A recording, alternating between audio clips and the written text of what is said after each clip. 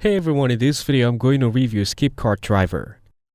Skipcart is a delivery platform that hires drivers to deliver food, groceries, and other items from local stores.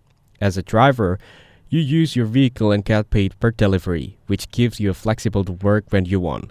The sign-up process is simple and doesn't require much experience. You just need to enter your name, email address, phone number, and select a metro and state. Many drivers like that there is no boss constantly watching and that they can choose their hours. However, some say that the pay isn't always consistent and it depends on a lot on how many orders are available in your area.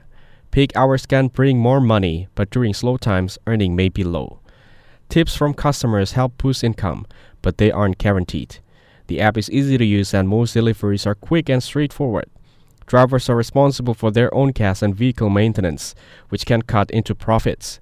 Skipcart doesn't always offer the same support as bigger apps like Uber Eats or DoorDash. Still, it's a decent side hustle for people who want freedom and are okay with variable income. Overall, Skipcart is good for flexible part-time work but may not be reliable for full-time income. Thank you everyone for watching this video. Hope you got some value. Make sure to like the video and subscribe. Goodbye.